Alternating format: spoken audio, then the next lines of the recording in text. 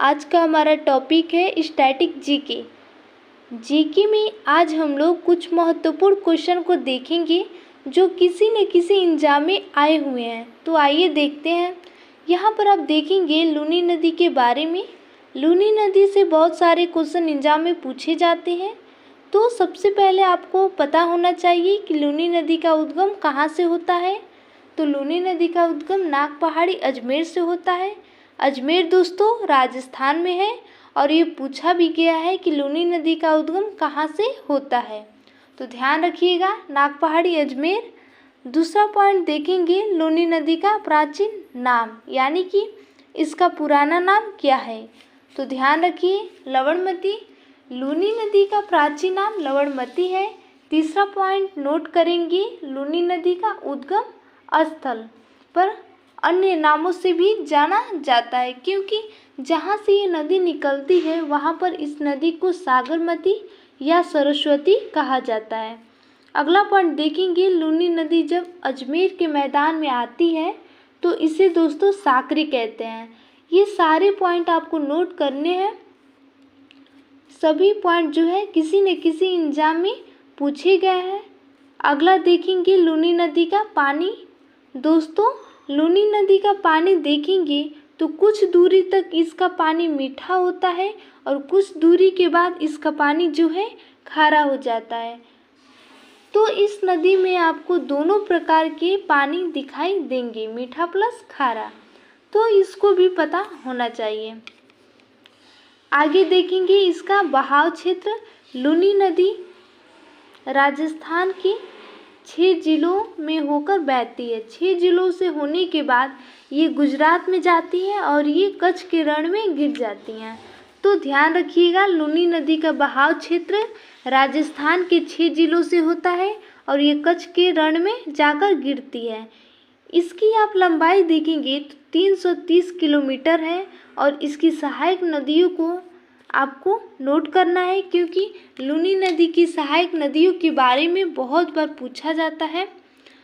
अगर आप इसकी सहायक नदी देखेंगे तो सुकड़ी, जवाई, खारी, बांडी, मिठड़ी, जोजड़ी, गुरिया आदि ये सभी इसकी सहायक नदियां हैं और सहायक नदियों से बहुत बार क्वेश्चन पूछा गया है।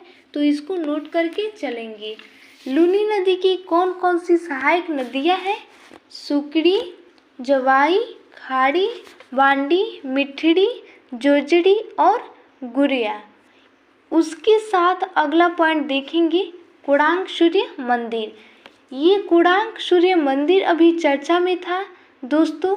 तो इसका आप निर्माण देखेंगे तो कोणार्क सूर्य मंदिर का निर्माण 13वीं शताब्दी में राजा नरसिंहदेव प्रथम ने करवाया था और ये बहुत बार एग्जाम में पूछा गया है। आपको ये तो पता होगा कि कोणार्क सूर्य मंदिर का निर्माण राजा नरसिंहदेव प्रथम ने करवाया था, लेकिन किस शताब्दी में कराया था इस चीज़ को नोट करेंगे, 13वीं शताब्दी में। इसकी आप अवस्थिति देखेंगे तो कोणार्क का जो सूर्य मंदिर है ये उड़ीसा राज्य में है और उड़ीसा में भी कहाँ दोस्तों, पुरी शहर में। आप जानते हैं कि उड़ीसा का ये जो पुरी शहर है ये बहुत ही पवित्र शहर है। तो इसको भी नोट करेंगे। कोणार्क सूर्य मंदिर का अगर आप आकार देखेंगे तो इसका आकार एक विशाल रथ के आकार में है। तो पूछा जाता है कि कोणार्क सूर्य मंदिर का आकार कैसा है। तो ध्यान रखिएगा, एक विशाल रथ के आकार में है।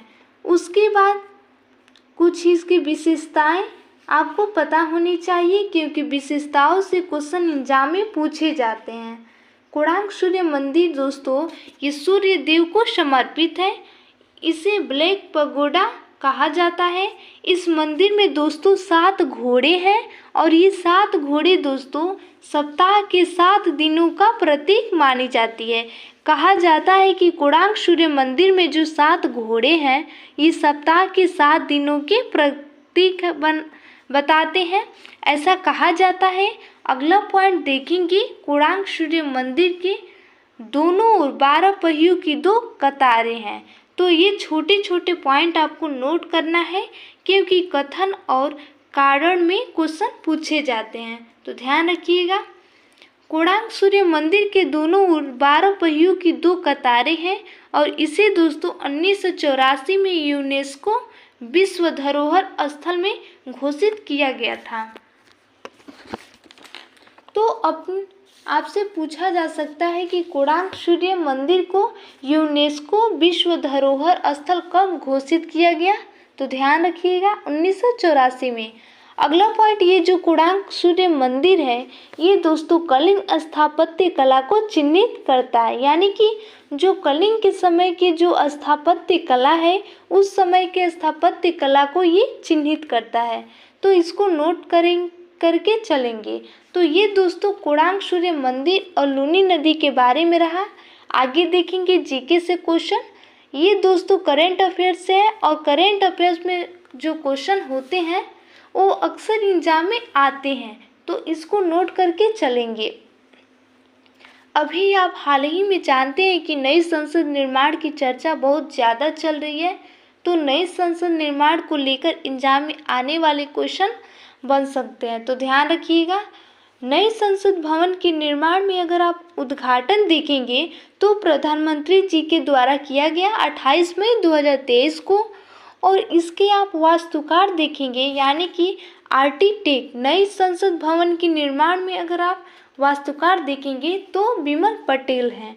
और ये आपसे पूछा जा सकता है और इसका आप आकार देखेंगे तो त्रिकोणीय आकार है और इसको किस प्रोजेक्ट के तहत बनाया गया है ये आपको पता होना चाहिए। तो नए संसद भवन का निर्माण दोस्तों सेंट्रल विस्टा प्रोजेक्ट के तहत किया गया है, जिसको नोट करके चलेंगे। अगला देखेंगे नए संसद भवन के निर्माण में खर्च अगर आप देखेंगे तो 862 करोड़ रुपए का खर्चा हुआ है।